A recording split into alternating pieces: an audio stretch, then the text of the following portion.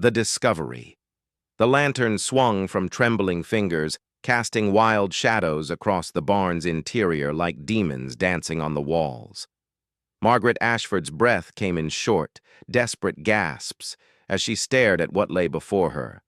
Something that would unravel 3 generations of her family's carefully constructed empire. Something that would transform her from beloved daughter to the architect of her own dynasty's destruction. The smell hit her first. Earth, decay, and beneath it all, the unmistakable metallic sweetness of old blood. She should have left. She should have run back to the manor house, pretended she'd never ventured into the forbidden eastern barn on that October night in 1887. But Margaret Ashford had never been good at leaving secrets buried. Before we continue with Margaret's dark discovery, if you're captivated by these shadows from history's hidden corners, follow this channel. Subscribe and ring that bell, because the past has more secrets than you can imagine, and we're here to drag every single one into the light. The Golden Cage. To understand what Margaret found that night, you must first understand what she was. The Ashford estate sprawled across 2,000 acres of Virginia's most fertile tobacco land, a kingdom built on the backs of enslaved labor and the shrewd business acumen of Margaret's grandfather, Cornelius Ashford. By 1887, 22 years after the Confederacy's fall, the Ashfords had transformed themselves from plantation aristocracy into industrial titans. Their tobacco empire now included processing facilities, export contracts with European markets, and political connections that reached all the way to Washington. Margaret was their crown jewel, their perfectly polished achievement. At 23, she spoke 4 languages, played Chopin with technical precision, and could discuss political economy with the same ease she brought to embroidery. Her education had been curated like a museum collection. A year in Paris, another in Boston, then back to Virginia, where she was meant to make an advantageous marriage that would cement the Ashford legacy for another generation. But beneath the silk and propriety, beneath the carefully arranged curls and practiced smile, Margaret possessed something her family hadn't counted on, a conscience that refused to sleep. The manor house itself was a monument to denial. Built in 1823, expanded in 1855, it stood like a white temple on a hill, its columns reaching toward heaven as if seeking absolution. Inside, crystal chandeliers caught the light like frozen tears. Persian rugs muffled footsteps. Oil paintings of stern ancestors judged from every wall. The house was beautiful, suffocating, and built on foundations that Margaret was only beginning to question. Her mother, Constance, moved through those rooms like a ghost, draped in expensive fabrics, administering the household with the precision of a military campaign. Her father, Edmund, ruled the business empire from his study, surrounded by ledgers that told only part of the truth. And her brother Thomas, Golden Thomas, heir to everything, drank brandy in the library and pretended the world beyond their gates didn't exist. Margaret had spent her life in this golden cage, but lately the bars had become visible. The forbidden territory. The eastern barn had always been off-limits. As a child, Margaret had been told it stored equipment too dangerous for young ladies. As a teenager, she was informed it housed sensitive business materials. Now, as a woman, no explanation was offered at all, just her father's iron rule that she was never, under any circumstances, to venture near it, which of course guaranteed that eventually she would. The night of October 17th was unseasonably warm, the air thick with the smell of tobacco being cured in the processing sheds. Margaret had attended dinner with the Worthington family, potential in-laws, if her parents had their way.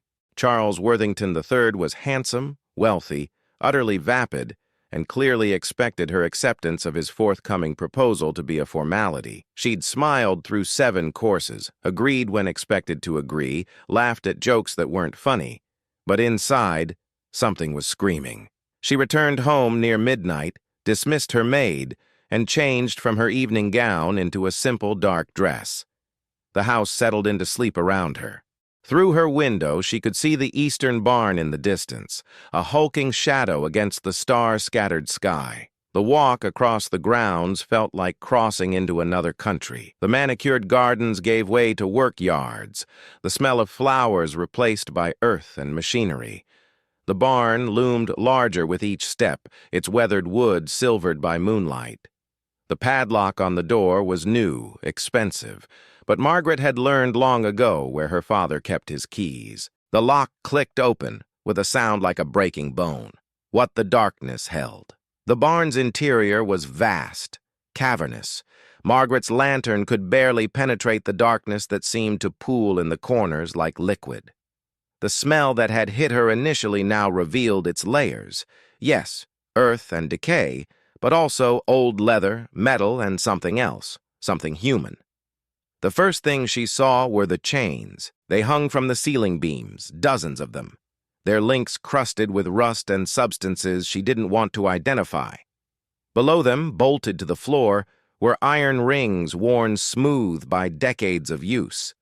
The ground was packed earth, stained dark in patterns that suggested terrible things. But it was the wall that made her drop to her knees, lantern clattering beside her. Carved into the wooden planks, scratched with fingernails and improvised tools, were names. Hundreds of names, dates, desperate prayers in English and languages she didn't recognize. Some were crude, barely legible. Others were carved with heartbreaking precision, as if the act of writing one's name into the wood was the last grasp at humanity. Sarah, aged 14, 1842. Marcus, son of Grace, 1851. Ruth and her baby died here, 1859. Margaret's hands shook as she raised the lantern, illuminating more of the horror. In the corner stood a wooden platform, stained and splintered. Beside it, a leather whip, its multiple tails stiff with age and blood. Branding irons hung on hooks, their business ends shaped into the letter A. Ashford, her family name used to mark human flesh like cattle. The barn wasn't for equipment. It never had been. This was where her grandfather, her father, and God knew who else, had brought enslaved people who dared to resist. This was where discipline was administered, where examples were made, where human beings were broken into pieces and reassembled into tools. And it hadn't ended with emancipation. As Margaret's eyes adjusted to the darkness, she saw fresher marks on the walls. Recent names. Dates from the 1870s, the 1880s. Dates from after the war. The Ashford Dynasty had found new ways to chain people, the ledgers of damnation. Margaret didn't sleep that night. She couldn't. The images from the barn had burned themselves into her mind, like those brands had burned into flesh. But shock was giving way to something more dangerous: determination. The next morning, she waited until her father left for his office in Richmond. Then she picked the lock on his study, a skill acquired from a misspent summer with her rebellious cousin, and began her search. Edmund Ashford was a meticulous man. His ledgers were immaculate, organized by year and category. Most were exactly what they appeared to be: records of tobacco production, shipping manifests, payment receipts. But Margaret had learned something in Paris that her tutors never intended: how to recognize what accountants call creative bookkeeping. She found the first discrepancy in the labor costs. The Ashford operation employed over 200 workers in their fields and processing facilities. They were paid, technically. The Ashfords made much of their fair wage policy. But the amounts were impossibly low, and when Margaret cross-referenced them with the company store receipts, the truth emerged. The workers were paid, then immediately charged for housing, food, tools, and mysterious fines for infractions real and imagined. The amounts always exceeded their wages. The debt accumulated like snow in winter, burying any hope of escape. It was slavery with a different name. Sharecropping, they called it. Debt peonage. Legal, or at least unprosecuted, because the right people were paid to look the other way. But there was more. In a locked drawer, another lock Margaret defeated, she found a separate ledger. This one was written in her father's own hand, its entries sparse but damning. Lists of names, mostly black men and women, though some were poor whites. Beside each name, an amount, a date, and a location. It took her an hour to understand what she was looking at. The Ashfords were buying convicts. Virginia's convict leasing system allowed private enterprises to lease prisoners from the state for labor. The practice was brutal, profitable, and entirely legal. Prisoners were worked to death in mines, on railroads, in fields. When they died, they were replaced. The state made money. The lessees made fortunes. The prisoners simply disappeared. Her family had leased over 300 people in the past 5 years. According to the notes, 47 had died in service. The Ashfords had paid the state a nominal fine for each death and requested replacements. Margaret ran to the wash basin and vomited until nothing remained but bile and horror. The mother's confession. Constance found her daughter in the garden at twilight, sitting on the stone bench beneath the magnolia tree, staring at nothing. "You've been in the study," Constance said, not a question. Margaret looked up at her mother, this woman who had raised her, taught her, shaped her into a perfect replica of refined Southern womanhood. "How long have you known?" Constance settled onto the bench with the careful grace of a woman wearing a corset. In the fading light, Margaret could see the lines around her mother's eyes, the silver threading through her dark hair. She looked tired. She looked old. "I've always known," Constance said quietly. "I married into it. And you said nothing. What would you have had me say?" Constance's voice was sharp now, defensive. "This is how the world works, Margaret. This is how it has always worked. Men build empires and women survive them. People are dying, Mother. Being worked to death, beaten, branded. People die everywhere all the time.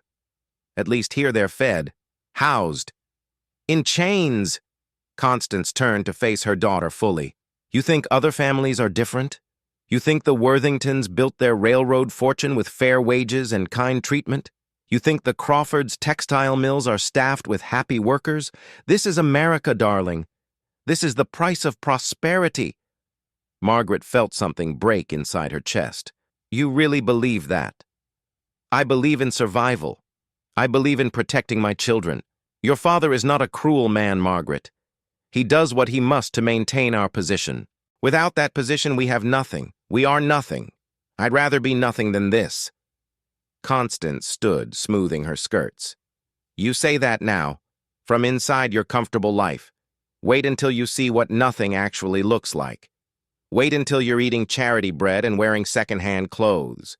Wait until men look through you instead of at you, until every door closes in your face." She paused at the garden gate. "Your father knows you've been in his study. He knows about the barn. He's willing to overlook it this once because you're his daughter and he loves you. But Margaret, there will not be a second chance. Forget what you've seen. Marry Charles Worthington. Give us grandchildren. Live the life we've built for you. And if I can't?" Constance's face hardened.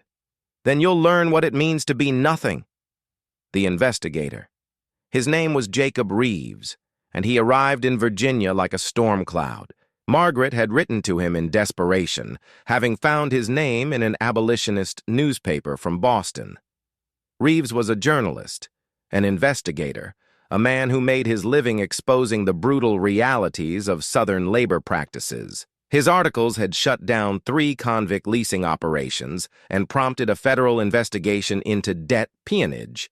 He was also black, which meant his presence at the Ashford estate would be noted, questioned, and likely dangerous. They met in secret in the colored church 3 miles from the estate. Margaret arrived in a borrowed wagon, dressed in the plain clothes of a farm woman.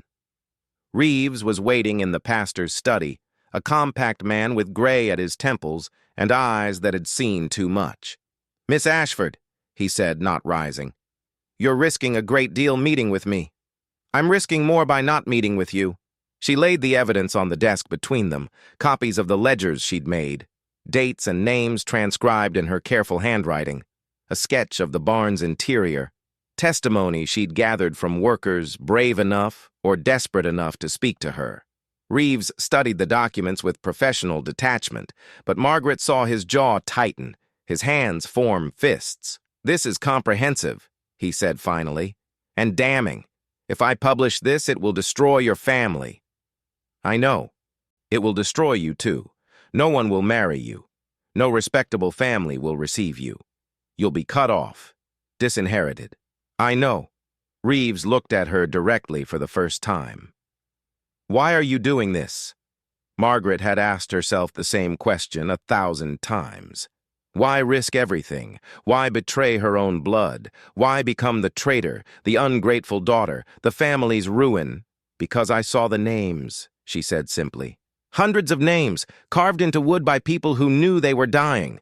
They wanted to be remembered. They wanted to matter. And I can't pretend I didn't see them. Something shifted in Reeves's expression. All right. Give me 2 weeks. I'll corroborate everything, interview witnesses, document the convict leasing records, then I'll publish. But Miss Ashford, once this begins, there's no stopping it. Your family will come after you. They'll try to discredit you, destroy you. Are you prepared for that? Margaret thought of the barn, the chains, the names. Ruth and her baby, Marcus, son of Grace, Sarah, aged 14. I'm prepared, she said. The 10 days. The Ashfords moved with terrifying efficiency once they realized what Margaret had done. First came the locked doors.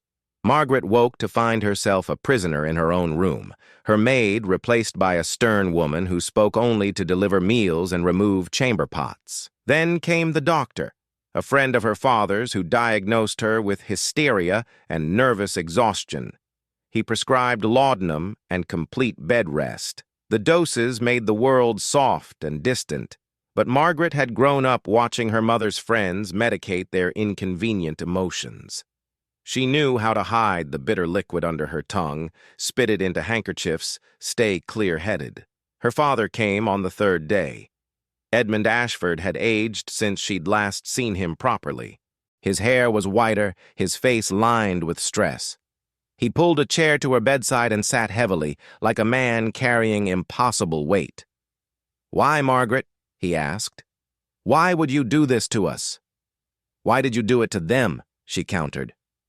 "All those people, all those lives. I gave them employment, purpose, a chance to work off their debts, their sentences. What would have happened to them otherwise? Prison? Starvation? You worked them to death, Father. 47 deaths in 5 years. He flinched. Industrial accidents. The price of progress. The price of your profits. Edmund stood, paced to the window. You have no idea what it takes to maintain an empire, Margaret. No idea of the competition, the constant struggle, the vultures waiting for any sign of weakness. I did what I had to do to protect this family, to provide for you and your mother and your brother. Everything I did for you. I never asked for this. You never had to ask. That's what it means to be a father. He turned to face her. The journalist, Reeves, he's been dealt with. His editor received certain documents suggesting impropriety in his past investigations. His credibility is compromised. Whatever he publishes, it won't be believed. Margaret's heart sank. What did you do to him? Nothing permanent. Just made it clear that pursuing this story would be unwise. Edmund moved closer, his voice softening. It's not too late, daughter. Recant. Say you were confused, unwell. Marry Charles Worthington as planned. In time, this will all be forgotten. The people in that barn won't be forgotten. Not by me. They were already forgotten. Edmund's composure cracked, anger bleeding through. They were forgotten the moment they were born into poverty, into slavery, into darkness. The world forgot them long before we did. I simply used what the world had already discarded. They had names, Father. They carved their names into wood because they wanted to be remembered. They don't matter! The words exploded out of him. In the grand scheme of history, of progress, of civilization, they don't matter. We matter. The Ashfords matter. The empire we've built, the future we're creating, that matters. Margaret looked at her father and saw a stranger. Or perhaps, for the first time, she was seeing him clearly. Then I don't want to matter, she said. Not like this. Edmund stared at her for a long moment. Then he nodded slowly, as if confirming something he'd suspected. "Very well," he said. "You've made your choice." He walked to the door, paused with his hand on the frame. "They'll move you tomorrow, to a private hospital in Maryland. A very comfortable place, very discreet, for young women of good families who suffer from nervous disorders. You'll be well cared for. And in time, perhaps you'll recover your reason. You're going to lock me away. I'm going to save you from yourself." His voice was almost gentle. "Goodbye, Margaret. I truly am sorry it came to this." The fire. Margaret had one advantage her family had forgotten. Her brother loved her. Thomas Ashford was a drunk, a wastrel, a disappointment to their father in every way that mattered. But he was also, in his own damaged way, capable of love. And he'd always adored his little sister. He came to her room at 3 a.m, swaying slightly, smelling of brandy and regret. "They're taking you tomorrow," he said without preamble. "Father's signed the commitment papers. Mother's packed your things." "I know. It's not right, Maggie. What you did, it took courage. More than I've ever had." He slumped against the wall. "I've known about it all my life. The barn, the leasing, all of it. And I did nothing. Said nothing. Just drank Father's brandy and counted my inheritance." Margaret stood, crossed to him. "You're here now." "I'm here now," he agreed, "and drunk enough to be brave." He pressed a key into her hand. "Service entrance. No guards. There's a horse saddled in the stable. The bay mare, she's fast and steady. Ride north to the Quaker settlement. They'll help you." "Thomas, if Father finds out—" "Let him find out. Let him disinherit me. Better to be a poor man with a conscience than a rich man without one." He laughed bitterly. "God knows I've tried the second option. It's not worth it." Margaret embraced him, felt him trembling. "Come with me." "Can't. Someone needs to stay, to witness, to remember." He pulled back, gripped her shoulders. "But Maggie, burn it down before you go. Burn the barn. Burn the evidence of what they did. Let it turn to ash and blow away. That won't bring them back." "No. But it'll make sure no one else is chained there. That's something, isn't it?" It was. The barn burned beautifully, terribly. Margaret stood in the field and watched the flames climb toward the sky, turning night into day. The chains melted. The wood that held all those names turned to smoke and drifted away on the wind. She thought about the people who had carved those names, wondered if some part of them could see this, could know that they had been witnessed, remembered, avenged in some small way. The fire was visible for miles. By the time the household woke, by the time her father's men arrived with buckets, the barn was beyond saving. It collapsed in a shower of sparks and embers, taking its secrets into ash. Margaret was already gone, riding north on the bay mare, carrying nothing but copies of the ledgers and a determination like iron. The Reckoning Jacob Reeves published his investigation 6 weeks later in 3 major newspapers simultaneously, a strategy designed to prevent suppression. The Ashford Empire tried to stop it, threatened lawsuits, bribed editors, but the story was too big, too damning, too perfectly documented. The convict leasing program was suspended pending investigation. Federal prosecutors opened a case into debt peonage practices. The Ashford businesses faced boycotts, lost European contracts, saw their stock plummet. Edmund Ashford died of a heart attack 2 months after the story broke. Constance retreated to a cousin's home in Charleston and never spoke her daughter's name again. Thomas tried to rebuild the business on ethical grounds, but failed.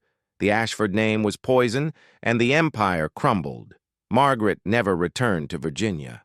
She settled in Boston, worked with Reeves documenting labor abuses across the South. She never married, never reconciled with her family, never regretted what she'd done. She lived to see the convict leasing system finally abolished in Virginia. She lived to see some small labor protections enacted, some minimal progress toward justice. She also lived to see new forms of exploitation emerge, new ways to chain people without literal chains. The work she learned was never finished. The ghost in the ashes years later, An historian researching post-Reconstruction labor practices visited the site of the old Ashford estate. The manor house had been sold, subdivided, eventually demolished. The fields had been parceled out to smaller farms. Nothing remained of the dynasty except records in archives and stories in local memory. But the historian found something in the ruins of the eastern barn. Beneath the ash and debris, protected by fallen beams, a section of the wall had survived. The wood was charred, barely recognizable, but the names were still there, still visible, still testifying. Sarah, aged 14, 1842. Marcus, son of Grace, 1851. Ruth and her baby died here, 1859. And below them, in fresher carving, a final inscription. Margaret Ashford witnessed this. She remembered. She spoke. No one knows who carved those words. Thomas, perhaps, before he lost the estate. Or one of the workers, someone who'd known what she'd done. Or maybe Margaret herself, returning in secret one last time to the place where everything changed. The wood is preserved now in a small museum dedicated to labor history. People come from around the world to see it, to run their fingers over the names, to remember. The Ashford dynasty fell, the empire crumbled, the fortunes scattered like ash on the wind. But the names remain. And perhaps that's the only dynasty that ever really mattered. The barn is gone. The chains are melted. The empire is dust. But the names carved into wood by desperate dying hands outlasted it all. They always do. History remembers those who speak for the forgotten, even when speaking costs them everything, especially then. What secrets are buried in your family's past? What names are waiting to be remembered? Some questions haunt us. Some should.